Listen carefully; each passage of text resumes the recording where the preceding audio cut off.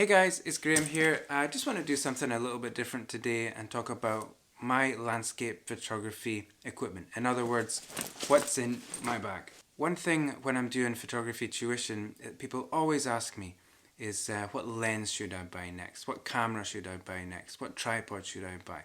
Everybody wants to know that they've got the right equipment for the job. I thought it might be helpful for me to share what's in my bag, not so that I can sell you onto the brand that I use or show off my equipment, not that it's really worth showing it off, but just to give you a sense of what actually comes with me on every shoot. If you're thinking about putting together some kit for your landscape photography, maybe this video can help you have a sense of the type of gear that you could put together. Before we get into that, let me invite you to subscribe to my channel and head to my website where you can find out all about what I do with photography tuition, tours and safaris. Okay, let's get into it. Okay, first off, let's talk about the bag itself. This is a Think Tank Perception 15. This is a really good bag. It's a little bit small for my gear actually, so with a couple of lenses in there, it's a bit tight, but it does hold everything.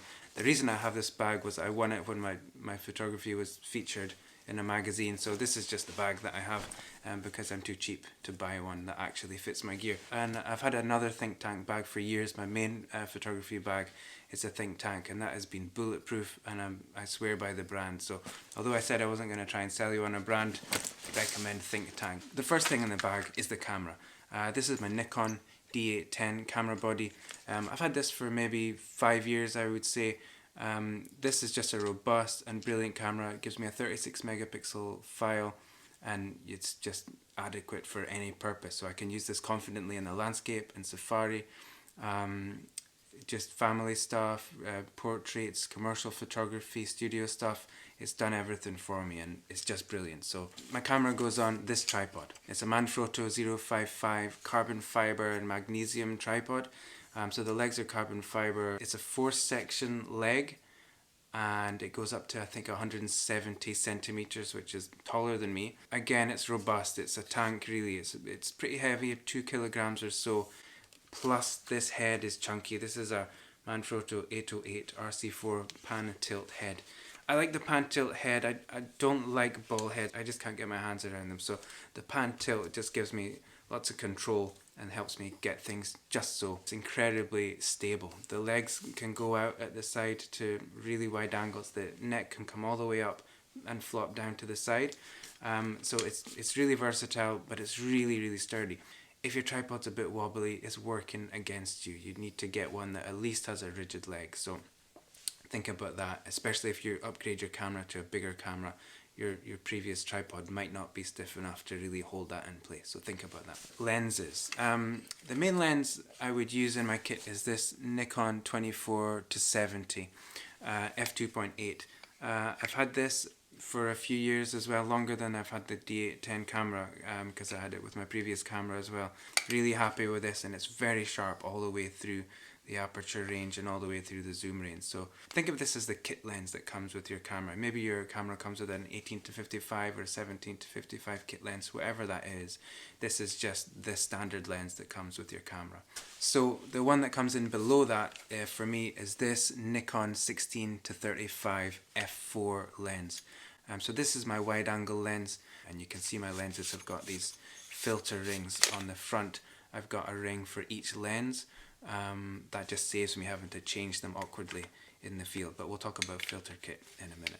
Also in my bag is this one. That's the Nikon 70-200 f2.8. Not what you would typically think of for the landscape, but I do tend to take this with me most of the time. Typically we think of wide angle lenses for landscape photography, but not all the time. Sometimes this comes in really handy. You can just pick out some details in the mountainside or in the forest or something far away. The kit lens, as it were, is 24-70. The wide angle lens is under that, 16-35, and this one comes in at 70-200. And so that's the whole range from 16 all the way to 200 millimeter covered in 3 lenses. Okay, let's talk filters. This is the Lee Filters 100 millimeter system. And this clips onto the front of the lens onto this ring that I've got, you can see on the front there, and that clips on really simply. Onto the front of this, usually I have a polarizing filter. This is my polarizer. You can see it's slightly damaged.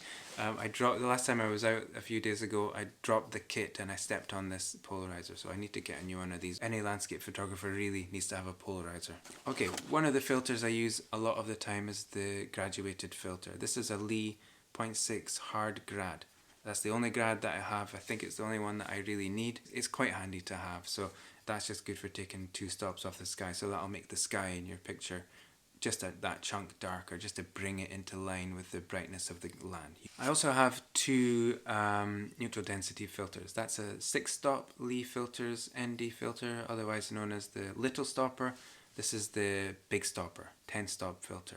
These just slide into the filter kit like so. It's really easy to do.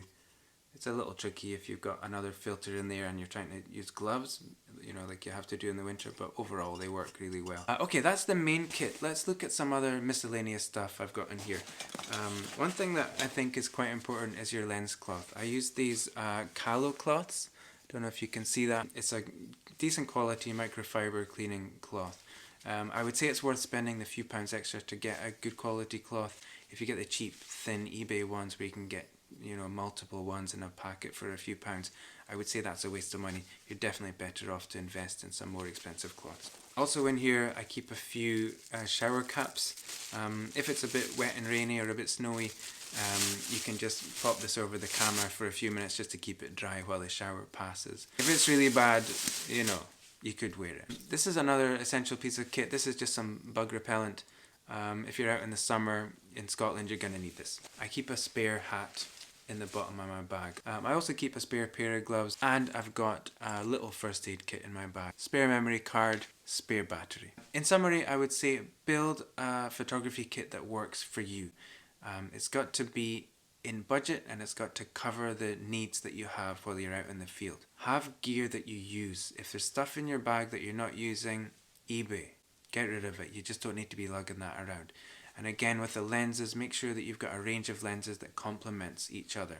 I've got those 3 lenses that I showed you. There might just be another way to put that range together that works for you, for your budget and for what you want to carry.